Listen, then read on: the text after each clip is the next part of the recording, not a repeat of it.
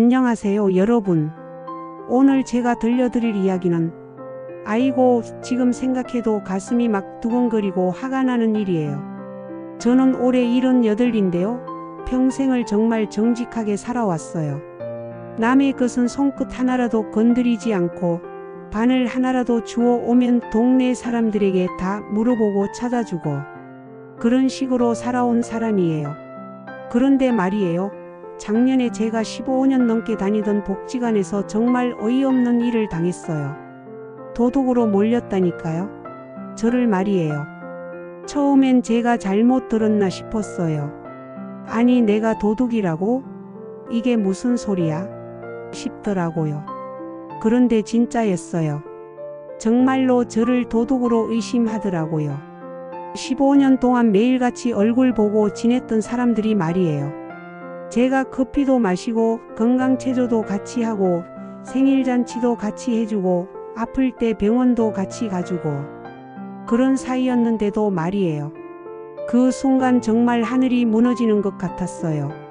아니, 제가 뭘 잘못했다고 이런 일을 당해야 하나 싶어서 밤에 잠도 못 자고 밥맛도 떨어지고 하지만 여러분, 진실은 결국 밝혀지더라고요.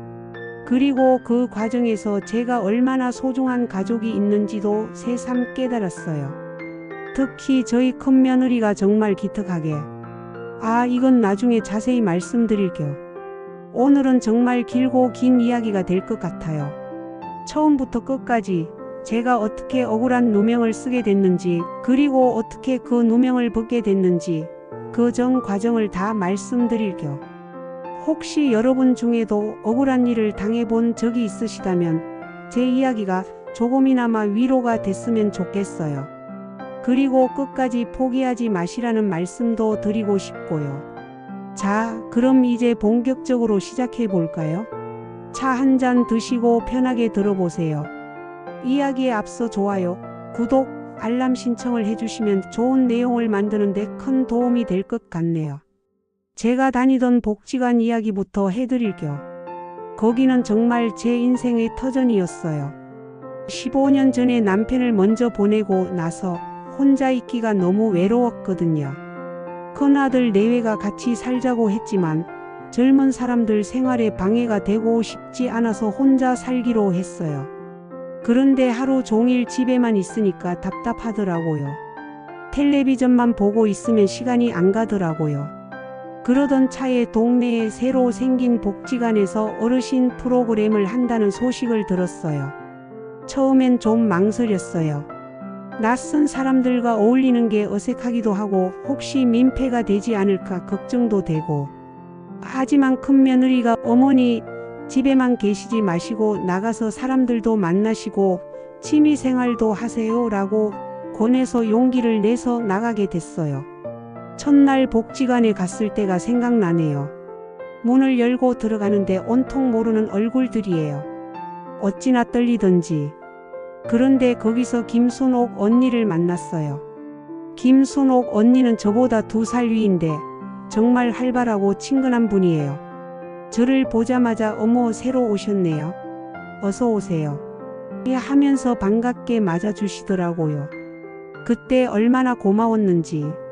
순옥 언니가 저를 다른 분들에게 소개해 주시고 이것저것 알려주시고 금세 적응할 수 있었어요.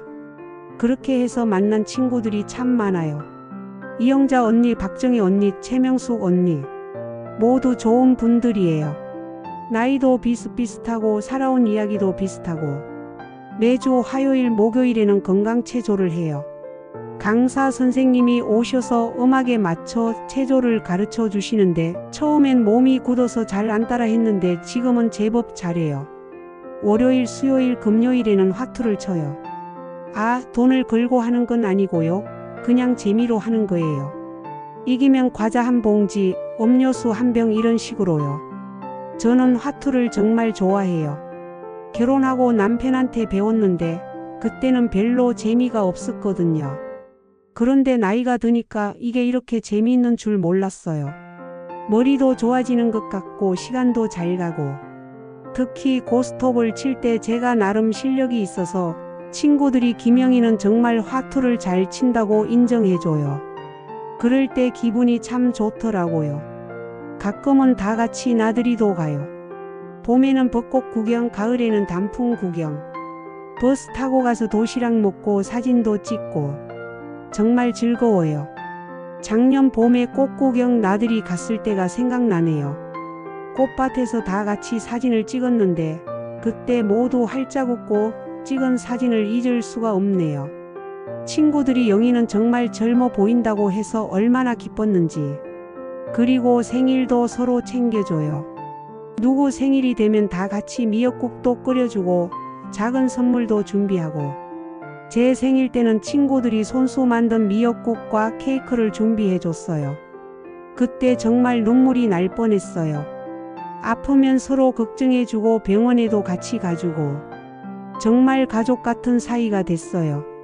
혈연은 아니지만 어떤 면에서는 친자식보다 더 가깝게 지내는 것 같기도 하고, 그런 친구들과 보내는 시간이 정말 소중했어요. 혼자 있으면 자꾸 우울한 생각이 들고 외로워지는데 복지관에 가면 웃음소리가 끊이지 않거든요. 김순옥 언니는 특히 말이 많아서 재미있어요. 옛날 이야기도 잘하고 텔레비전 프로그램 이야기도 자세히 해주고, 저희가 순옥 언니는 3방송국이다라고 농담할 정도예요. 이영자 언니는 요리를 참 잘해요. 집에서 만든 반찬을 가져와서 나눠주시는데 정말 맛있어요. 저도 김치를 잘 담그니까 김치 담글 때면 친구들 목도 조금씩 더 만들어서 나눠주고 그랬어요. 박정희 언니는 손재주가 좋아서 뜨개질을 정말 잘해요. 손자 손녀 옷도 직접 떠주고 저희한테도 가끔 목도리나 모자 같은 걸 만들어주세요. 최명숙 언니는 노래를 참 잘해요. 가끔 복지관에서 행사가 있으면 무대에 올라가서 트로트를 부르시는데 정말 가수 같아요. 저희도 따라 부르면서 박수치고, 이렇게 좋은 친구들과 매일 만나서 이야기도 하고 웃기도 하고 때로는 서로의 고민도 들어주고 정말 행복했어요. 복지관이 저에게는 제2의 집 같은 곳이었어요. 아침에 일어나면 오늘 복지관에서 친구들을 만날 생각에 기분이 좋아지고 어떤 이야기를 할까, 무엇을 가져갈까 생각하는 재미도 있고, 5년 동안 그렇게 다녔는데 단 한 번도 문제가 된 적이 없었어요. 친구들과 다투거나 누구와 갈등을 빚거나 그런 일이 전혀 없었어요. 물론 가끔 사소한 의견 차이는 있었죠. 화투 칠 때 룰을 놓고 다른 의견이 나온다든지, 나들이 장소를 정할 때 의견이 갈린다든지. 하지만 그런 건 금세 해결됐어요. 나이가 나이인지라 다들 양보할 줄도 알고 이해심도 많으시고, 그래서 저는 복지관을 정말 사랑했어요. 거기서 만난 친구들을 정말 소중하게 생각했고요. 설마 그런 곳에서, 그런 친구들 사이에서 제가 이런 억울한 일을 당하게 될 줄은 꿈에도 몰랐어요. 하지만 인생이라는 게 정말 예측할 수 없는 것 같아요. 아무리 평온하고 행복한 일상이라도 어느 날 갑자기 뒤바뀔 수 있다는 걸 그때 깨달았어요. 자, 이제 본격적으로 사건 이야기를 해드릴게요. 작년 9월이었어요. 9월 어느 화요일이었어요. 평소처럼 건강체조하러 복지관에 갔는데 강사 선생님 옆에 낯선 분이 서 계시더라고요. 어머, 새로 오신 분이 계시네? 예 하고 김순옥 언니가 먼저 말을 걸었어요. 그분은 조금 어색해하면서도 안녕하세요. 저는 신미경이라고 합니다. 이제 막 이 동네로 이사 왔어요 라고 인사를 하시더라고요. 신미경 씨. 나이는 저랑 비슷해 보였는데 첫인상이 좀 특이했어요. 어떻게 설명해야 할까? 너무 완벽하게 차려입은 느낌? 머리도 파마를 새로 한 것처럼 말끔하고 화장도 진하게 하고 옷도 브랜드 옷 같은 걸 입고 계시더라고요. 물론 단정하게 차려입는 건 좋은 일이에요. 나이가 들수록 더 신경 써야 한다고 생각하거든요. 그런데 뭔가 어떻게 표현해야 할까요? 너무 과하다는 느낌? 복지관에 체조하러 오는데 결혼식에 가는 것처럼 차려입으신 거예요. 그리고 손에는 반지가 여러 개 끼워져 있었어요. 특히 다이아몬드가 박힌 것 같은 큰 반지가 눈에 띄더라고요. 체조할 때 방해가 될 것 같은데 하고 생각했는데 나중에 알고 보니 그 반지가 문제의 시작이었어요. 그날 체조 시간에 신미경 씨는 계속 다른 사람들을 관찰하시는 것 같았어요. 운동하는 척하면서도 눈으로는 이 사람 저 사람을 훑어보시고 저만 그렇게 느낀 건지 몰랐는데 나중에 친구들과 이야기해보니 다들 비슷한 느낌을 받았다고 하더라고요. 체조가 끝나고 나서 휴게실에서 차를 마시는데 신미경 씨가 저희 테이블로 오셨어요. 선배님들, 제가 새로 온 사람이라 잘 모르는데 이곳 규칙 같은 게 있나요? 라고 물으시더라고요. 김순옥 언니가 친절하게 설명해 드렸어요. 특별한 규칙은 없어요. 그냥 서로 배려하고 양보하고 친하게 지내면 되는 거예요. 어려운 거 하나도 없어요. 그런데 신미경 씨가 갑자기 여기서 혹시 물건 도난 같은 일은 없나요? 제가 다른 곳에서 그런 일을 당한 적이 있어서 라고 물어보시는 거예요. 그 순간 휴게실이 조용해졌어요. 다들 뭔 소리지? 하는 표정이었거든요. 5년 동안 복지관을 다녔지만 그런 일은 한 번도 없었거든요. 이영자 언니가 아니에요. 여기서 그런 일은 없어요. 다들 좋은 분들이시고 서로 믿고 지내거든요 라고 말씀하셨는데 신미경 씨는 그렇다면 다행이네요 라고 하시면서도 뭔가 의심스러운 표정을 지으시더라고요. 그때부터 좀 이상한 분이라는 생각이 들었어요. 첫 만남에서 도난 얘기를 꺼내는 게 일반적인가요? 보통은 잘 부탁드립니다. 친하게 지내요 이런 말을 하잖아요. 그 다음 주부터 신미경 씨가 정식으로 저희 모임에 합류했어요. 하트도 치고 체조도 하고 겉으로는 열심히 참여하시는 것 같았는데 뭔가 어색한 분위기가 계속됐어요. 하트를 칠 때도 그랬어요. 저희는 그냥 재미로 치는 건데 신미경 씨는 너무 승부욕이 강한 거예요. 지면 기분 나빠하시고 이기면 너무 좋아하시고 그리고 다른 사람들의 패를 너무 유심히 보시는 거예요. 어머 영희 언니는 화투를 정말 잘 치시네요 라고 하시면서도 뭔가 견제하는 느낌? 저는 원래 화투를 좋아했는데 신미경 씨가 오고 나서부터는 재미가 반감됐어요. 그리고 항상 다른 사람들의 물건에 관심이 많으셨어요.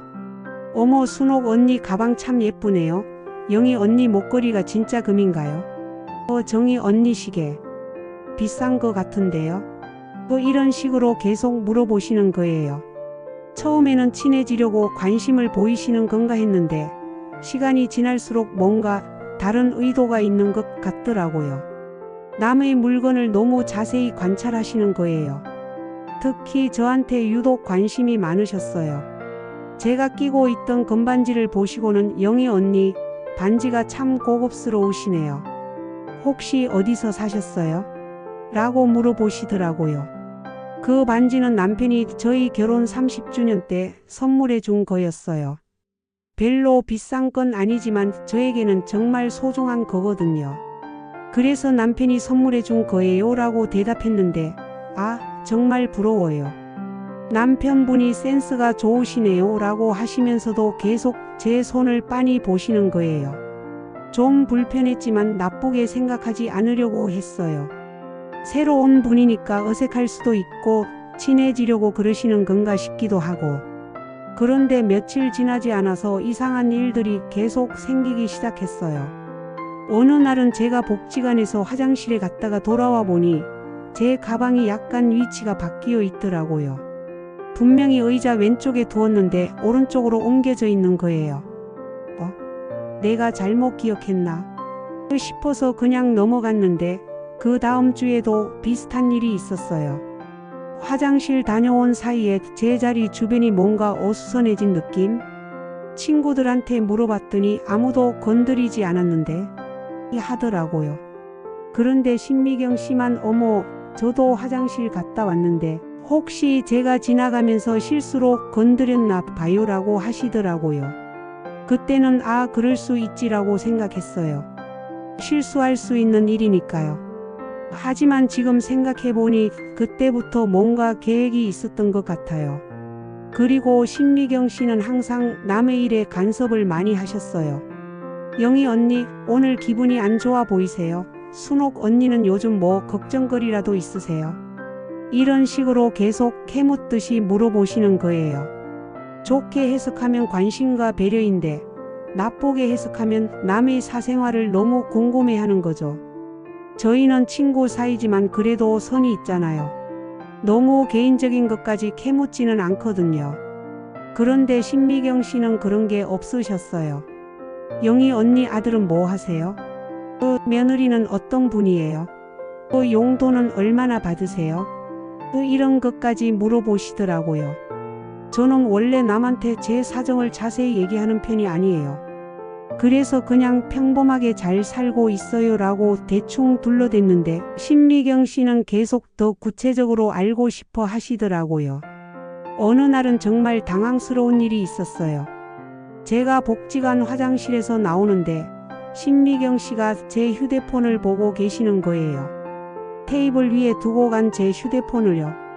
어머, 뭐 하세요? 하고 물었더니 전화벨 소리가 나서 확인해 드리려고 했어요 라고 하시더라고요. 그런데 제 휴대폰은 항상 진동으로 해두거든요. 벨 소리가 날 리가 없어요. 그때 정말 의심스러웠어요. 하지만 확실한 증거가 있는 것도 아니고 섣불리 의심하기도 그렇고 그냥 앞으로는 건드리지 마세요 라고 말했어요. 그러자 신미경 씨가 아이고 죄송해요. 좋은 일 하려다가 오해를 받았네요 라고 하시면서 마치 자기가 억울한 사람인 것처럼 행동하시더라고요. 그런 일들이 하나둘씩 쌓이면서 복지관 분위기가 조금씩 이상해졌어요. 예전에는 정말 화목하고 편안했는데 신미경 씨가 오고 나서부터는 뭔가 긴장감이 돌더라고요. 친구들도 비슷한 느낌을 받았나 봐요. 어느 날 김순옥 언니가 저한테 조용히 말하더라고요. 영희야, 새로 온 그분 좀 이상하지 않아? 자꾸 남의 물건만 쳐다보고. 나도 그런 느낌이야. 뭔가 불편해라고 했더니 우리만 그런 게 아니구나. 다른 언니들도 다 그렇게 생각하고 있으라고 하시더라고요. 하지만 그렇다고 해서 쫓아낼 수도 없는 일이고 복지관은 누구나 올 수 있는 곳이니까요. 그냥 시간이 지나면 괜찮아질 거라고 생각했어요. 설마 그런 큰일이 생길 줄은 정말 몰랐거든요. 그 운명의 날은 10월 둘째 주 금요일이었어요. 평소처럼 화투를 치기로 했는데 신미경 씨가 오늘은 좀 특별하게 해볼까요? 라고 제안하시더라고요. 어떻게 특별하게요? 하고 김순옥 언니가 물었더니 이기는 사람한테 좀 더 의미 있는 선물을 주는 건 어때요? 과자나 음료수 말고 라고 하시더라고요. 다들 그럴까? 하면서 동의했어요. 가끔은 이런 것도 재미있을 것 같았거든요. 그래서 각자 집에서 작은 선물거리를 하나씩 가져오기로 했어요. 신미경 씨는 그때 정말 기뻐하시더라고요. 와, 정말 좋은 아이디어네요. 그럼 저는 이 반지를 걸어볼게요 라고 하시면서 자기 손가락에 끼고 있던 다이아몬드 반지를 보여주시더라고요. 그 반지는 정말 번쩍거렸어요. 다이아몬드가 꽤 큰 것 같았고 금태도 두꺼워서 비싸 보였거든요. 어머, 그런 비싼 걸 걸어도 돼요? 라고 이영자 언니가 놀라서 물었어요. 괜찮아요. 저한테는 별로 의미 없는 거예요.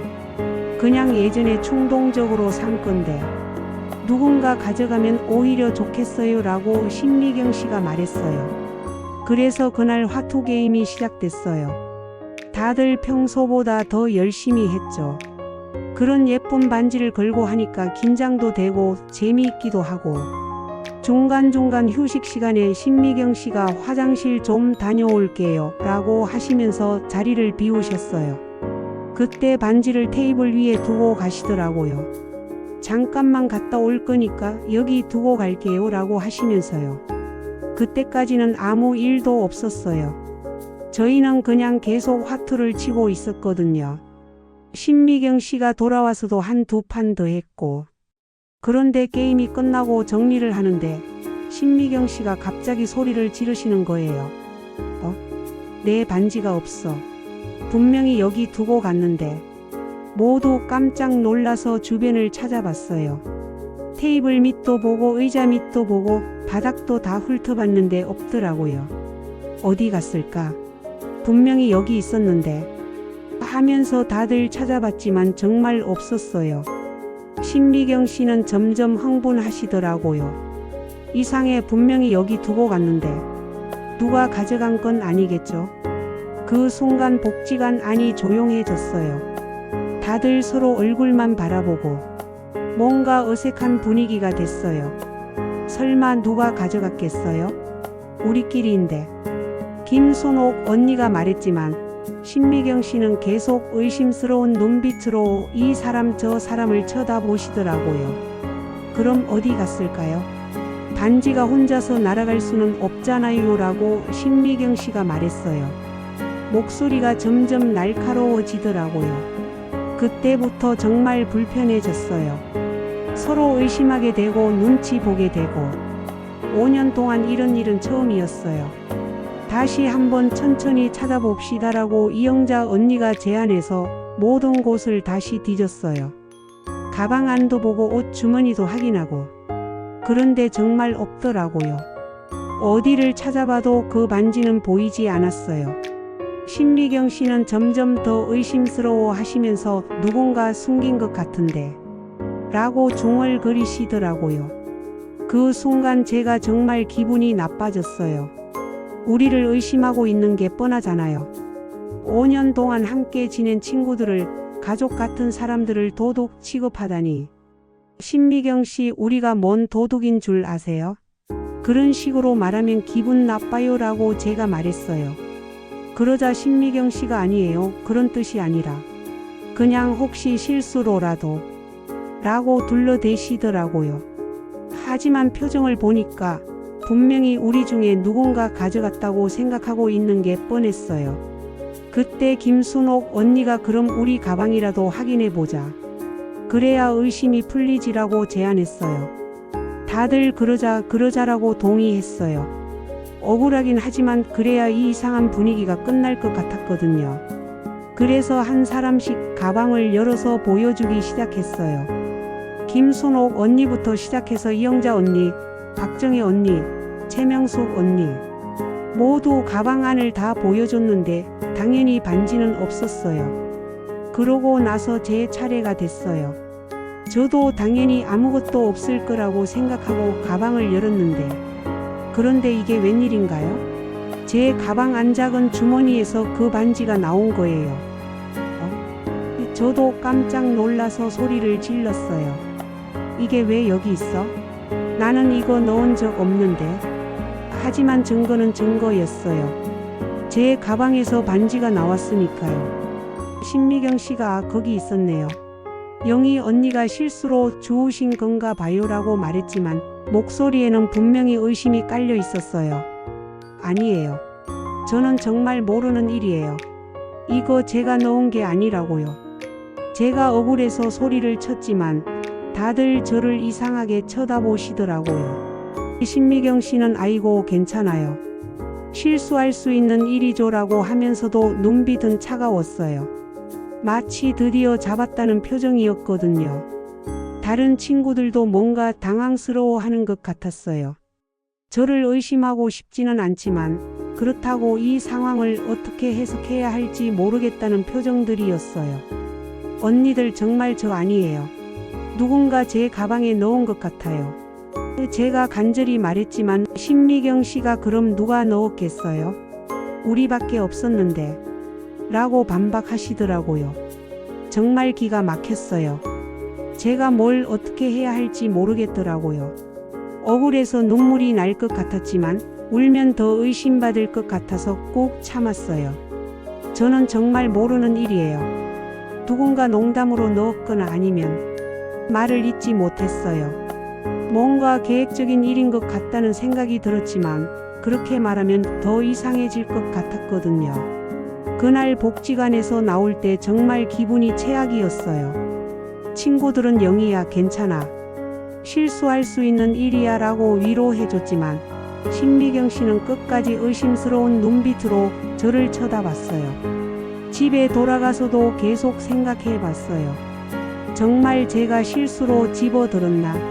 아니면 누군가 일부러 제 가방에 넣은 걸까? 하지만 아무리 생각해봐도 제가 그 반지를 만진 기억이 없어요. 화투 치는 내내 제 자리에 앉아 있었고 화장실도 한 번밖에 안 갔거든요. 그런데 어떻게 제 가방에 들어 있을 수가 있을까요? 그때는 정말 혼란스러웠어요.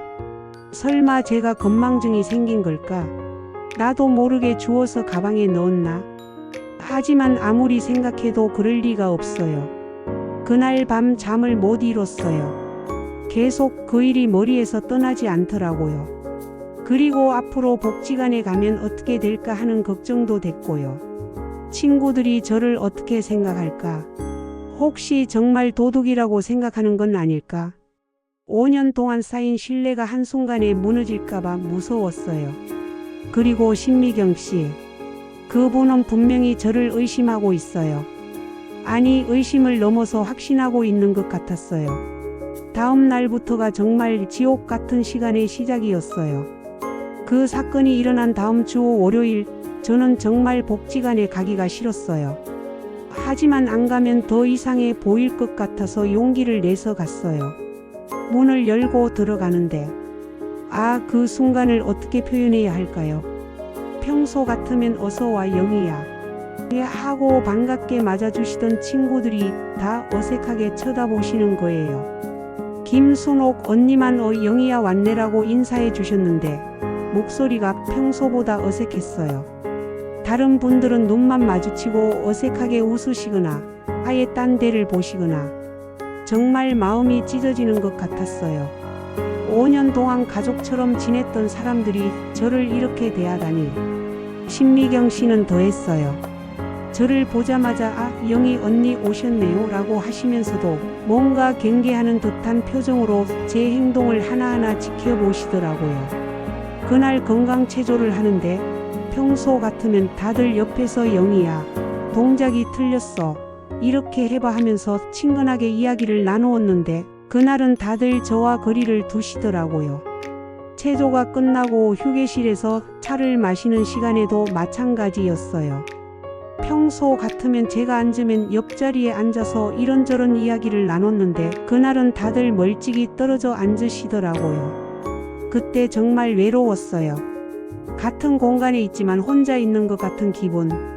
아니, 혼자 있는 것보다 더 외로웠어요. 차가운 시선들을 받으면서 앉아 있으려니까 정말 견디기 힘들더라고요. 신미경 씨는 그런 상황을 즐기시는 것 같았어요. 다른 사람들한테 어머 요즘 물건 조심해서 보관해야겠어요. 가방도 잘 지켜봐야겠더라고요. 이런 식으로 은근슬쩍 말씀하시면서요. 직접적으로 제 이름을 거론하지는 않았지만 누구를 겨냥한 말인지는 뻔했잖아요. 저는 그런 말을 들을 때마다 가슴이 터질 것 같았어요. 제가 정말 안 했다고요. 왜 저를 이렇게 의심하세요? 하고 소리치고 싶었지만 그럴수록 더 이상해 보일 것 같아서 꾹 참았어요. 김순옥 언니가 가끔 저한테 영희야 괜찮아? 너무 신경 쓰지 말라고 위로해 주셨지만 그 위로조차 상처가 됐어요. 왜냐하면 신경 쓰지 말라는 말 자체가 문제가 있다는 걸 인정하는 말 같았거든요. 며칠이 지나면서 상황은 더 악화됐어요. 처음에는 그냥 어색한 분위기였는데 점점 더 명확하게 저를 피하시는 게 느껴졌어요. 어느 날은 이런 일도 있었어요. 제가 화장실에서 나와서 휴게실로 들어가는데 친구들이 모여서 작은 목소리로 뭔가 이야기하고 있다가 저를 보자마자 갑자기 조용해지더라고요. 분명히 저 이야기를 하고 있었던 거예요. 그 순간 정말 모든 게 무너지는 기분이었어요. 언니들 혹시 저 이야기 하고 있었어요? 하고 물어봤더니 아니야 그냥 텔레비전 이야기 하던 중이었어 라고 하시는데 표정들을 보니까 거짓말인 게 뻔했어요. 그때부터 저는 정말 복지관에 가는 게 고통스러워졌어요. 매일 아침에 눈을 뜨면 오늘도 그 차가운 시선들을 견뎌야 하나 하는 생각이 들더라고요. 하지만 안 갈 수도 없었어요. 안 가면 정말로 제가 있는 사람처럼 보일 것 같았거든요. 그래서 억지로라도 나갔어요. 어느 날은 화투를 치는데 예전 같으면 야, 영희야, 너 또 좋은 패 들었구나 하면서 장난치던 분들이 저만 이기면 어머, 또 영희 언니가 이겼네요 하면서 뭔가 의미심장한 표정을 지으시더라고요. 마치 역시 손이 빠른 사람이 화투도 잘하네라는 뜻인 것처럼 정말 기가 막혔어요. 그리고 제가 가방을 들고 다니면 다들 자기 물건들을 더 신경 써서 챙기시는 게 보였어요. 핸드백을 몸에 더 바짝 붙이신다든지 귀중품을 더 깊숙이 넣어 두신다든지 그런 모습들을 볼 때마다 정말 죽고 싶었어요. 내가 뭔 도둑인가? 5년을 함께 지냈는데 이럴 수가 있나? 하는 생각이 계속 들더라고요. 신미경 씨는 상황이 이렇게 된 것을 정말 만족스러워하는 것 같았어요. 저를 볼 때마다 뭔가 승리한 듯한 표정을 짓더라고요. 어느 날은 대놓고 이런 말까지 하시더라고요. 요즘 세상이 어수선해서 어디서든 조심해야 해요. 아무리 오래 알고 지낸 사이라도 사람 마음은 알 수 없는 거니까요. 그 말을 들었을 때 정말 화가 나서 신미경 씨, 그게 무슨 말이에요? 누구를 두고 하는 말인지 모르겠지만 너무 심한 것 같아요 라고 했어요. 그러자 신미경 씨가 아이고 언니 왜 그렇게 예민하게 받아들이세요? 저는 그냥 일반적인 이야기를 한 거예요 라고 하시면서 오히려 저를 이상한 사람 취급하시더라고요. 정말 교묘했어요. 직접적으로 저를 비난하지는 않으면서도 계속 의심의 씨앗을 뿌리고 저를 궁지로 몰아가시는 거예요. 다른 친구들도 점점 신미경 씨 편에 서는 것 같았어요. 아니, 정확히는 신미경 씨 편에 서는 게 아니라 저를 멀리하게 되는 거죠. 특히 제일 속상했던 건 이영자 언니의 태도 변화였어요. 이영자 언니는 원래 저랑 제일 친했거든요. 서로 반찬도 나눠주고 개인적인 이야기도 많이 나누고. 그런데 그 사건 이후로는 저랑 둘이 있기를 피하시더라고요. 예전에는 복지관 끝나고 같이 집까지 걸어가면서 이야기를 나누곤 했는데 그때부터는 먼저 가시거나 다른 사람들과 함께 가시거나 어느 날 마침 길에서 마주쳤을 때 영자 언니 요즘 저 피하시는 것 같은데 혹시 저 때문인가요? 라고 물어봤어요. 그러자 이영자 언니가 아니야 그런 게 아니라 그냥 어떻게 말해야 할지 하시면서 말을 제대로 못 하시더라고요. 언니 저 정말 안 했어요. 5년을 알고 지낸 사이인데 저를 믿어주세요 라고 간절히 말했는데 이영자 언니가 영희야 나도 내가 그런 아이가 아닌 걸 알아. 하지만 그 반지가 내 가방에서 나왔잖아. 어떻게 해석해야 할지 모르겠어 라고 하시더라고요. 그때 정말 절망적이었어요. 제일 가까운 친구조차 저를 의심하고 있다는 게 그럼 언니는 제가 거짓말하고 있다고 생각하세요? 라고 물었더니 거짓말이라기보다는 혹시 깜빡한 건 아닐까? 나이가 드니까 가끔 그런 일도 있을 수 있잖아 라고 하시더라고요. 그 말이 더 상처였어요. 저를 도둑이라고 생각하지는 않지만 정신적으로 문제가 있는 사람으로 보고 계신 거잖아요. 집에 돌아와서 거울을 보는데 정말 초라하고 처량해 보이더라고요. 눈가의 주름은 더 깊어지고 표정도 어두워지고 내가 이렇게 늙어 보였나 싶었어요. 밥맛도 없어지고 잠도 안 오고 텔레비전을 봐도 재미없고 뭘 해도 집중이 안 되더라고요. 계속 그 일만 생각나는 거예요. 내가 뭘 잘못했길래 이런 일을 당해야 하지? 평생 남의 물건 하나 건드린 적 없는데 하면서 혼자 중얼거리곤 했어요. 여러분 혹시 아직까지 좋아요와 구독 누르지 않았다면 누르고 넘어갈게요. 여러분의 응원은 좋은 영상을 만드는데 큰 도움이 됩니다. 시간이 지날수록 상황은 더 심각해졌어요. 처음에는 그냥 어색한 분위기였는데 점점 노골적으로 저를 배제하는 분위기가 됐어요. 어느 날은 이런 일도 있었어요. 친구들이 단체로 근처 식당에서 점심을 먹기로 했는데 저만 빼고 계획을 세우신 거예요. 나중에 우연히 알게 됐죠. 김순옥 언니가 미안한 표정으로 영희야. 미안해. 갑자기 정해진 일이라서 하고 변명하시더라고요. 하지만 표정을 보니까 의도적으로 저를 빼고 한 일인 게 뻔했어요. 그때 정말 서러웠어요. 어떻게 5년을 함께 지낸 사람을 이렇게 대할 수 있을까요? 언니들 저도 함께 가면 안 될까요? 라고 물어봤는데 분위기가 갑자기 어색해지더라고요. 서로 눈치만 보시고 결국 이영자 언니가 그래 같이 가자라고 하시긴 했지만 억지로 하는 말인 게 너무 뻔했어요. 그래서 아니에요, 괜찮아요. 저는 집에 일이 있어서 라고 하고 돌아왔어요. 혼자 집에 와서 라면을 끓여 먹는데 눈물이 나더라고요. 이런 식으로 소외당하는 게 이렇게 아픈 줄 몰랐어요. 복지관에서의 모든 활동이 고통스러워졌어요. 화투를 칠 때도 예전처럼 자연스럽게 웃고 떠들 수가 없어요. 계속 눈치를 봐야 하고 혹시 또 뭔가 없어지면 어떡하나 하는 걱정도 되고 신미경 씨는 그런 분위기를 더욱 부추기셨어요.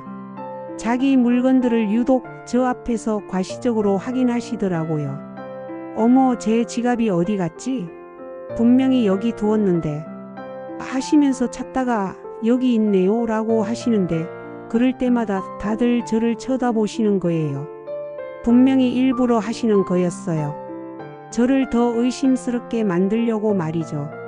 어느 날은 정말 기가 막힌 일이 있었어요.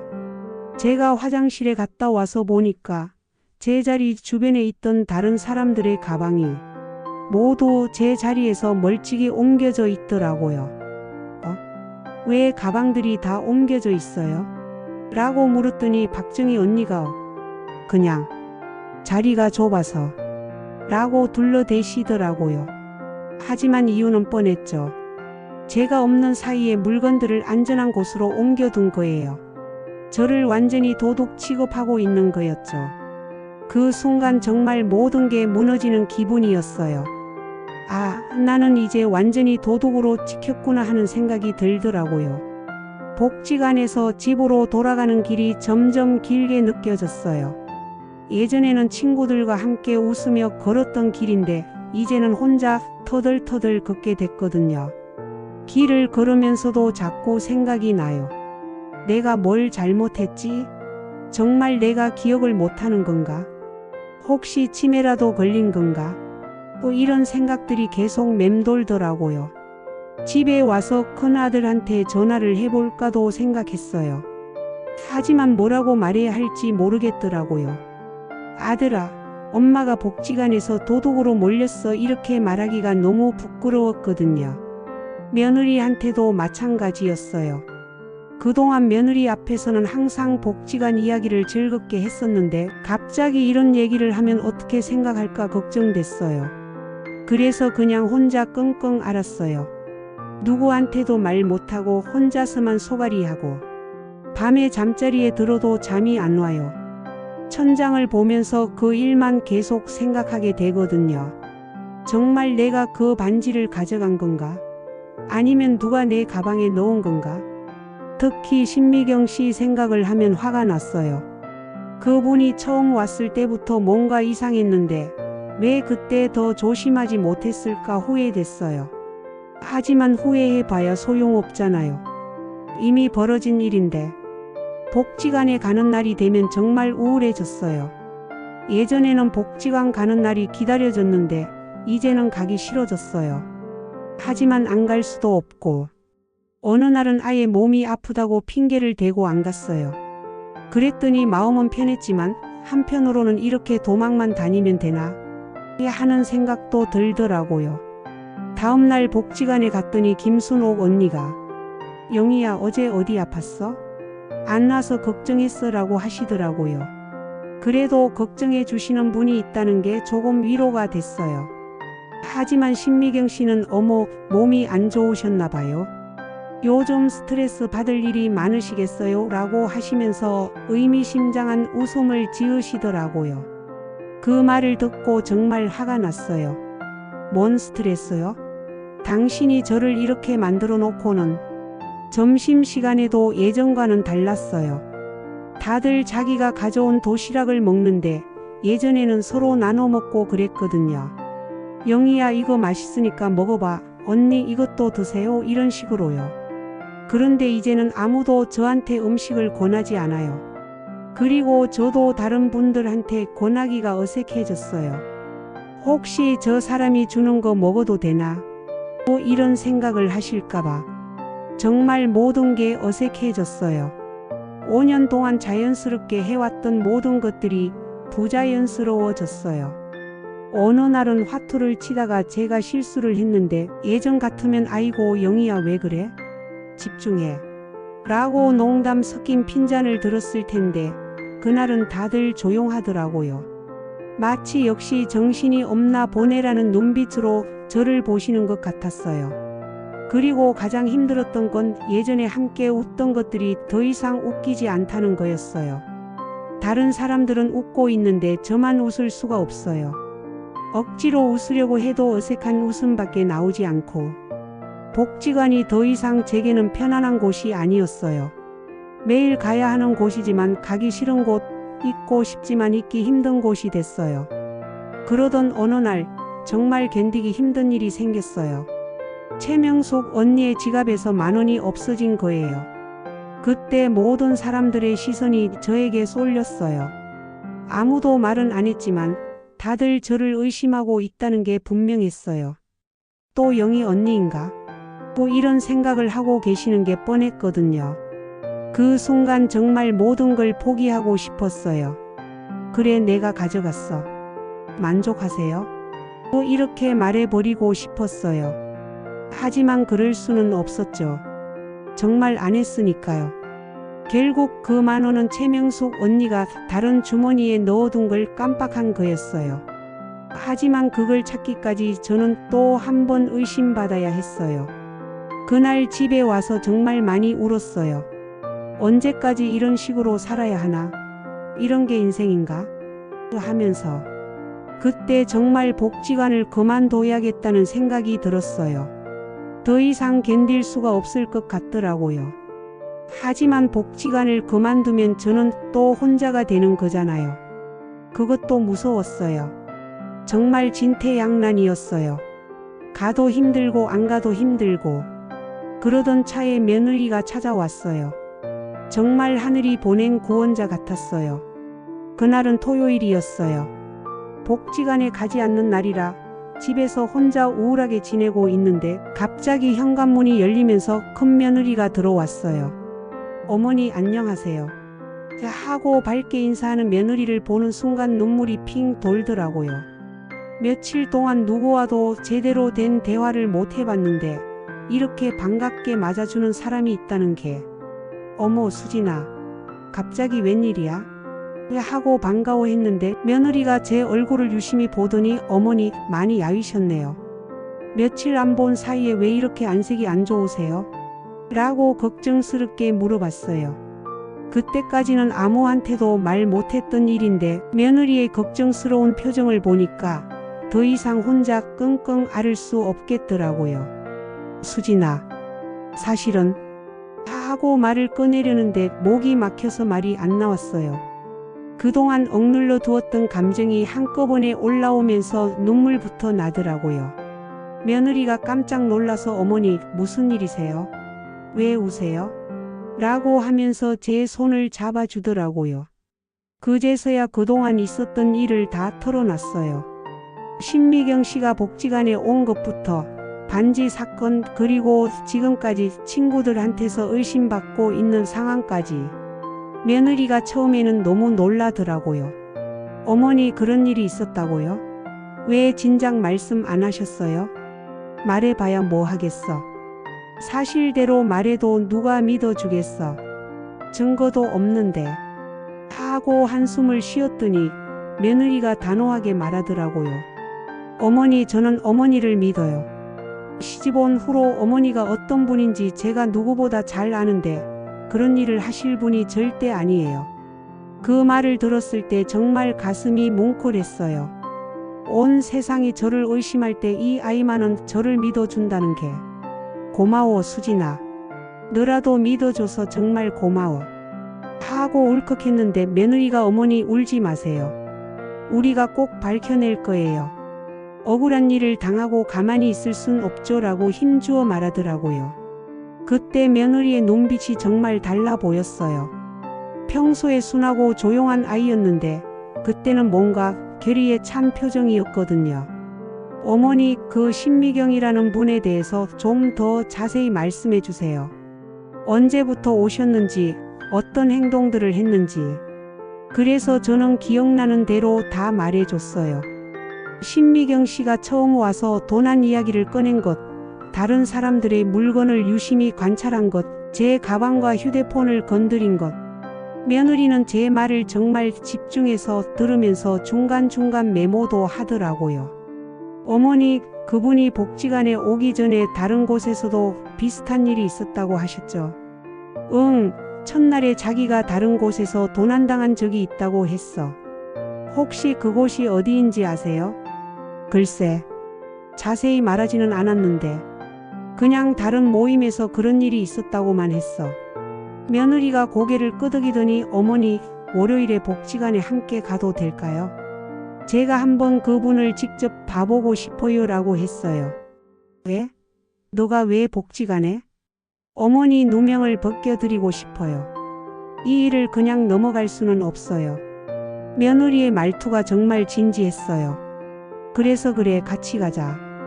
하지만 괜한 일로 너까지 힘들어질까봐 걱정이야 라고 했더니 어머니, 저는 괜찮아요. 오히려 이런 일을 혼자 감당하게 해서 죄송해요 라고 하더라고요. 그날 밤 며느리는 저희 집에서 자면서 계속 이것저것 물어봤어요. 복지관 구조는 어떤지, 사람들은 어떤 분들인지, 그날 화투게임은 어떻게 진행됐는지. 정말 탐정 같더라고요. 하나하나 꼼꼼히 확인하면서 뭔가 단서를 찾으려고 하는 게. 월요일에 며느리와 함께 복지관에 갔어요. 친구들이 며느리를 보고 어머 영희야, 며느리 왔네? 라고 반가워했어요. 며느리는 평소에도 가끔 제 일로 복지관에 왔었거든요. 신미경 씨도 있었는데 며느리를 보자마자 어머 영희 언니 며느리 되시죠? 안녕하세요 라고 인사했어요. 며느리가 정중하게 인사를 받으면서도 신미경 씨를 유심히 관찰하더라고요. 나중에 얘기해 보니까 첫인상부터 뭔가 이상하다고 느꼈다고 하더라고요. 어머니 말씀 들어보니까 반지를 잃어버리셨다면서요. 정말 안 됐네요 라고 며느리가 말했더니 신미경 씨가 그런 일이 있었죠. 다행히 찾았지만 정말 깜짝 놀랐어요 라고 하면서 저를 힐끗 보더라고요. 그 순간 며느리의 표정이 미묘하게 변하는 게 보였어요. 신미경 씨의 그 시선과 말투에서 뭔가를 눈치챈 것 같더라고요. 며느리가 그런데 반지가 어디서 나왔다고 하셨죠? 라고 물어보니까 신미경 씨가 영희 언니 가방에서요. 아마 실수로 주우신 것 같아요 라고 대답했어요. 아, 그렇군요. 그런데 신미경 어르신은 이 동네에 언제부터 사셨어요? 라고 며느리가 자연스럽게 화제를 돌렸어요. 저는 2달 전에 이사 왔어요. 전에는 강남 쪽에 살았거든요. 강남 쪽에서도 이런 복지관 같은 곳에 다니셨어요? 네, 강남구 복지관에서 비슷한 활동을 했었죠. 며느리가 그렇구나. 거기는 어떠셨어요? 좋은 분들 많이 만나셨겠네요 라고 물었는데 그때 신미경 씨의 표정이 살짝 어두워지더라고요. 글쎄요. 거기는 좀 복잡한 일이 있어서. 어떤 일이요? 그냥 사람들 간의 오해가 좀 있었어요. 며느리가 더 파고들려고 했지만 신미경 씨가 갑자기 시간이 늦었네요. 저는 먼저 가볼게요 라고 하면서 급하게 자리를 떴어요. 며느리와 저만 남았는데 며느리가 어머니 뭔가 이상해요. 저분 말에 일관성이 없어요 라고 하더라고요. 무슨 소리야? 처음에는 다른 곳에서 도난당한 적이 있다고 하셨다면서요. 그런데 방금 말로는 사람들 간에 오해가 있었다고 하네요. 피해자에서 가해자로 입장이 바뀐 거예요. 며느리 말을 들어보니까 정말 그렇더라고요. 처음에 신미경 씨는 자기가 도난의 피해자였다고 했는데 방금 말로는 뭔가 자기가 문제를 일으킨 것 같은 뉘앙스였어요. 수진아, 너 정말 똑똑하다. 나는 그런 것까지는 생각 못했네. 어머니, 저는 확신해요. 저분이 뭔가 숨기고 있어요.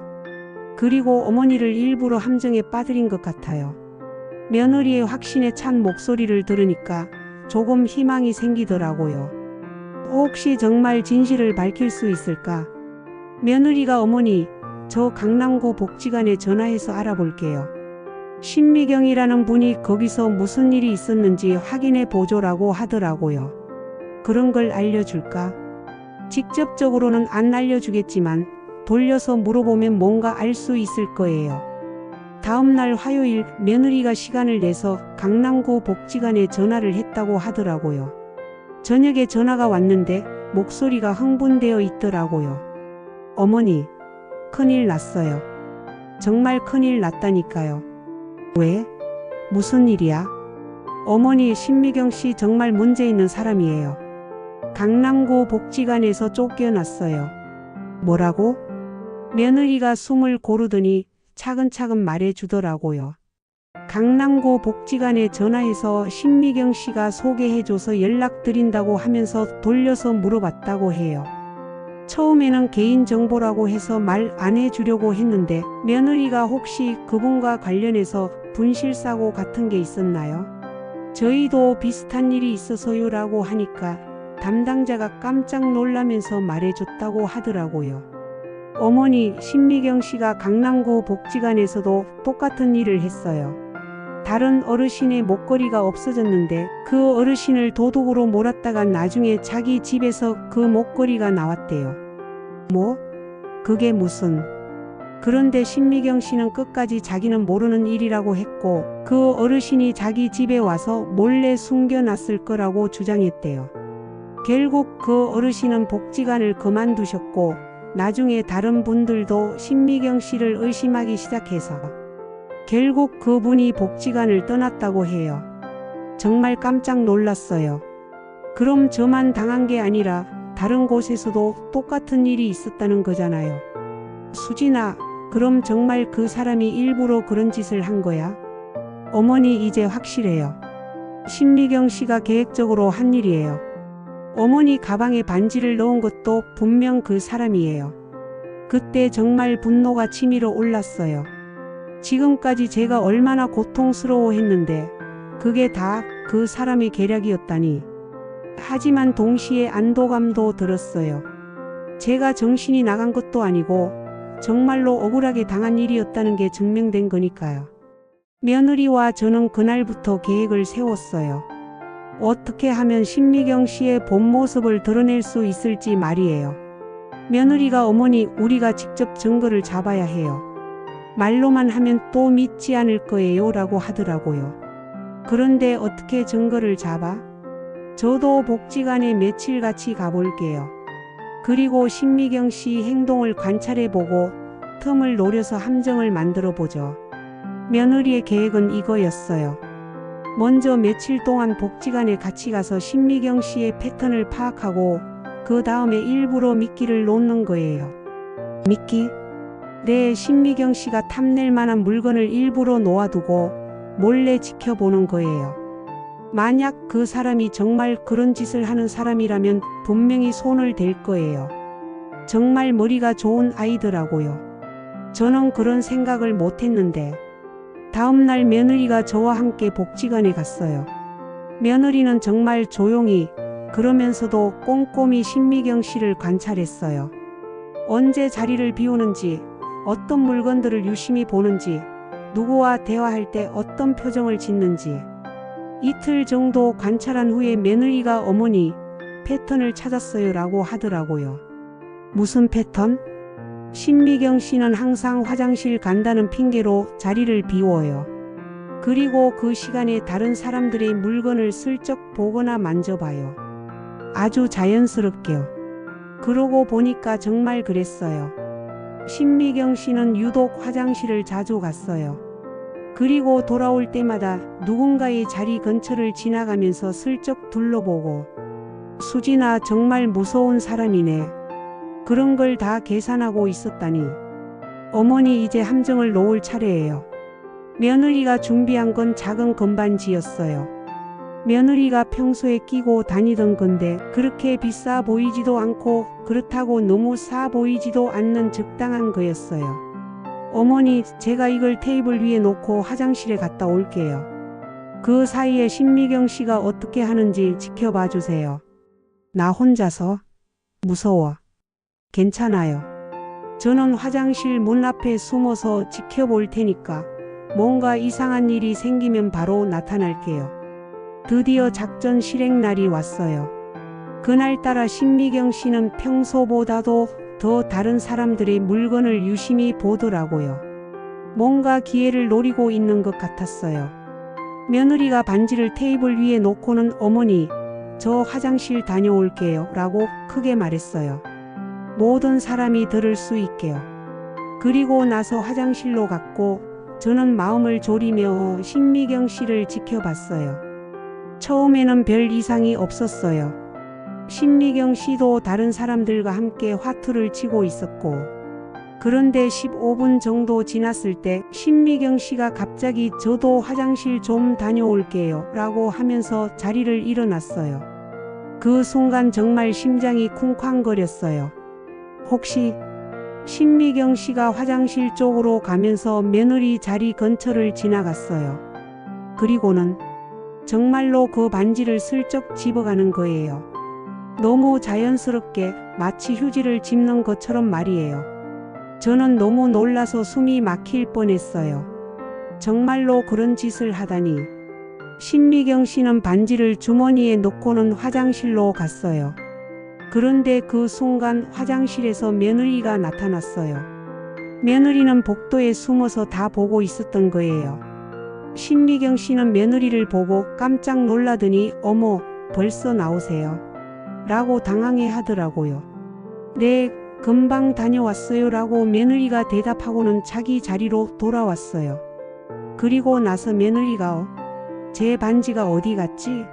라고 크게 말했어요. 모든 사람들이 반지? 라고 하면서 주변을 찾기 시작했어요. 그때 신미경 씨의 표정을 봤는데 정말 당황스러워 하더라고요. 아마 또 누군가 가방에 넣어서 도둑으로 몰아갈 계획이었을 텐데 너무 빨리 발견돼서 그런 것 같았어요. 며느리가 혹시 누가 실수로 주우신 건 아닐까요? 가방도 한번 확인해 볼까요? 라고 제안했어요. 다들 그러자라고 동의해서 한 사람씩 가방을 확인하기 시작했어요. 신미경 씨는 점점 안절부절 못하더라고요. 자기 차례가 가까워질수록 더욱 그랬어요. 드디어 신미경 씨 차례가 됐어요. 며느리가 신미경 씨도 확인해 보세요 라고 했는데 신미경 씨가 저는 가방에 개인적인 물건이 많아서 라고 망설이더라고요. 괜찮아요. 우리 모두 확인했는데 신미경 어르신만 안 하실 이유가 없죠 라고 며느리가 단호하게 말했어요. 결국 신미경 씨는 어쩔 수 없이 가방을 열었는데 거기서 며느리 반지가 나온 거예요. 그 순간 복지관이 조용해졌어요. 모든 사람들이 신미경 씨를 쳐다봤어요. 이게 왜 여기에? 라고 신미경 씨가 중얼거렸지만 누가 봐도 변명 같았어요. 며느리가 차분하게 말했어요. 신미경 어르신, 사실을 말씀해 주세요. 어머니 가방에 들어있던 반지도 신미경 어르신이 넣으신 거죠? 아니에요. 저는 다 봤어요. 신미경 씨가 제 반지를 가져가는 거 말이에요. 그때 김순옥 언니가 잠깐 그럼 영희가 도둑이 아니라는 얘기야? 라고 물었어요. 네, 어머니는 억울하게 누명을 쓰신 거예요. 진짜 범인은 따로 있었던 거죠. 그 순간 정말로 오랫동안 가슴에 묵혀두었던 말을 처음으로 했어요. 여러분, 제가 진짜 도둑이 아니에요. 정말 억울했어요. 모든 게 밝혀지는 그 순간 정말 하늘이 무너졌다가 다시 세워지는 기분이었어요. 신미경 씨는 처음에는 계속 발뺌을 하려고 했어요. 정말 모르는 일이에요. 누군가 저를 함정에 빠뜨리려는 거 아니에요? 또 이런 식으로 말이에요. 하지만 며느리가 준비해온 증거들을 하나씩 제시하기 시작했어요. 신미경 어르신, 강남구 복지관에서 김순덕 할머니 목걸이 사건 기억하세요? 그 말을 들었을 때 신미경 씨 얼굴이 완전히 하얘지더라고요. 설마 그것까지 알아낼 줄은 몰랐나 봐요. 며느리가 계속 말을 이어갔어요. 거기서도 똑같은 수법을 쓰셨죠. 다른 분을 도둑으로 몰아서 복지관을 떠나게 만드시고 그건 그리고 그 전에는 송파구 복지관에서도 비슷한 일이 있었다고 들었는데요. 송파구까지? 김순옥 언니가 놀라서 물었어요. 네, 제가 좀 더 자세히 알아봤거든요.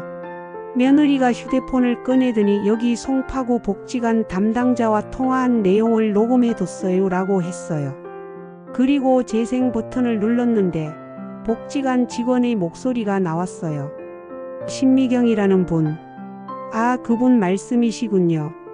여기서도 문제가 있었어요.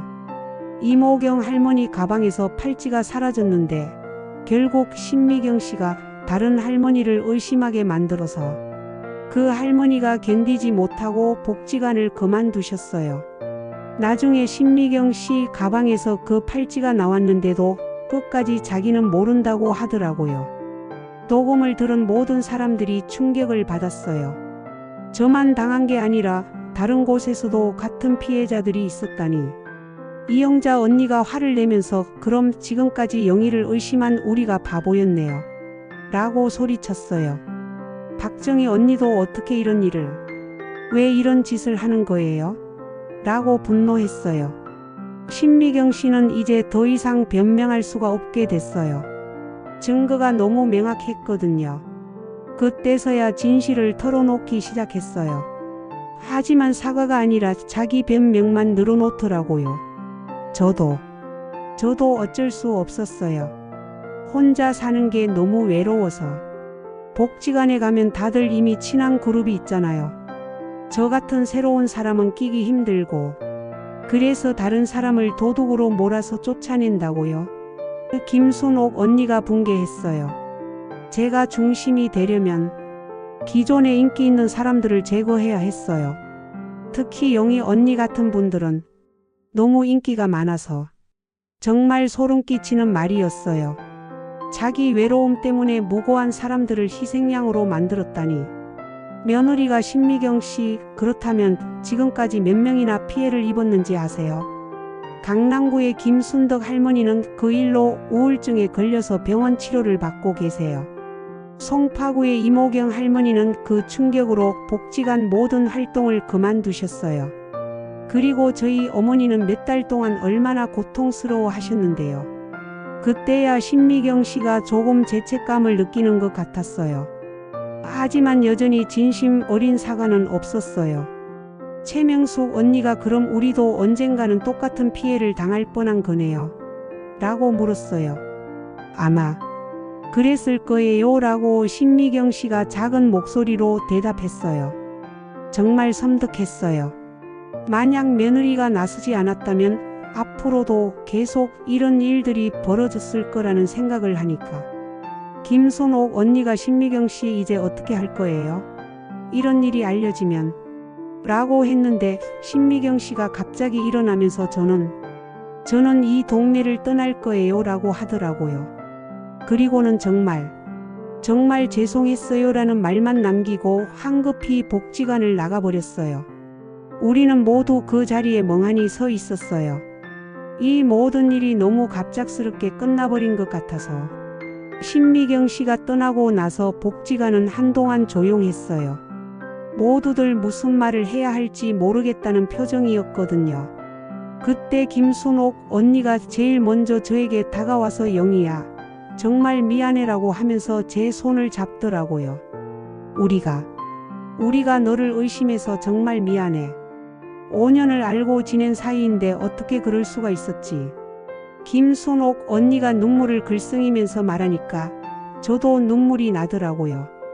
언니 괜찮아요. 상황이 그랬으니까 의심할 수밖에 없었죠. 하지만 김순옥 언니는 계속 자책하시더라고요. 아니야, 변명의 여지가 없어. 5년 동안 내가 어떤 사람인지 봐왔는데 정말 바보 같았어. 언니도 와서 영희야, 나도 정말 미안해. 특히 나는 너랑 제일 친했는데도 널 피했잖아. 라고 하면서 사과했어요. 박정희 언니와 최명숙 언니도 모두 와서 사과를 했어요. 다들 정말 미안해 하시더라고요. 언니들 정말 괜찮아요. 저도 그 상황에서는 똑같이 했을 거예요. 증거가 그렇게 명확했는데. 하지만 사실 마음 깊은 곳에서는 아직도 상처가 남아 있었어요. 그래도 오랜 친구들이니까 이해하려고 노력했죠. 며느리가 어머님들 이런 일이 생긴 것도 다 이유가 있을 거예요. 앞으로는 서로를 더 믿고 의지하게 될 것 같아요 라고 말해줬어요. 정말 현명한 아이예요. 이런 상황에서도 모두를 위로해주고 그 후로 복지관 분위기가 완전히 바뀌었어요. 다들 저한테 더 잘해주시려고 노력하시더라고요. 미안한 마음이 있으셔서 그런 것 같았어요. 하지만 저는 예전처럼 자연스럽게 지내고 싶었어요. 불쌍히 여기거나 죄책감으로 잘해주시는 건 원하지 않았거든요. 언니들, 저 때문에 너무 신경 쓰지 마세요. 그냥 예전처럼 편하게 지내요. 몇 주가 지나면서 서서히 예전 분위기가 돌아왔어요. 다들 웃으면서 하트도 치고 건강체조도 하고. 하지만 이 일을 겪으면서 많은 걸 깨달았어요. 첫째로 가족의 소중함을 새삼 느꼈어요. 며느리가 아니었다면 저는 계속 억울한 누명을 쓰고 살았을 거예요. 정말 고마운 아이죠. 둘째로 사람을 판단할 때 조심해야겠다는 생각이 들었어요. 신미경 씨처럼 겉으로는 멀쩡해 보이지만 속으로는 나쁜 마음을 품고 있는 사람도 있다는 걸 알았어요. 셋째로 진실은 언젠가는 밝혀진다는 걸 확신하게 됐어요. 아무리 억울한 일을 당해도 끝까지 포기하지 않으면 결국에는 진실이 드러난다는 거죠. 마지막으로 진짜 친구가 누구인지 알게 됐어요. 어려울 때 곁을 지켜주는 사람, 끝까지 믿어주는 사람이 진짜 소중한 사람이라는 걸 깨달았어요. 여러분도 혹시 억울한 일을 당하신 적이 있나요? 그럴 때는 절대 포기하지 마세요. 진실은 반드시 밝혀집니다.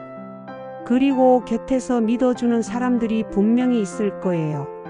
저처럼 나이가 들어서도 이런 일을 당할 수 있어요. 하지만 그 과정에서 더 많은 걸 배우게 되고 더 강해질 수 있다고 생각해요. 이제 복지관 생활이 예전보다 더 소중하게 느껴져요. 친구들과 함께 웃고 떠드는 시간, 화투 치면서 장난치는 시간, 모든 게 더 감사하게 느껴지거든요. 그리고 며느리와의 관계도 더 가까워졌어요. 이 일을 함께 해결하면서 정말 든든한 가족이라는 걸 느꼈어요. 여러분, 오늘 제 이야기가 어떠셨나요? 처음에는 정말 절망적이었지만 결국에는 해피엔딩으로 끝났죠. 인생이 그런 것 같아요. 아무리 힘들고 어려운 일이 있어도 포기하지 않고 견디다 보면 언젠가는 좋은 일이 생기더라고요. 그리고 혼자서는 해결할 수 없는 일도 가족들과 함께하면 할 수 있다는 걸 깨달았어요. 앞으로도 복지관에서 친구들과 즐겁게 지내면서 이런 좋은 이야기들을 또 들려드릴 수 있었으면 좋겠어요. 여러분도 오늘 하루 좋은 일들만 가득하시기를 바라면서 저는 이만 인사드릴게요. 시청해 주셔서 정말 감사합니다. 좋아요와 구독도 눌러주시고 댓글로 여러분의 이야기도 들려주세요. 안녕히 계세요.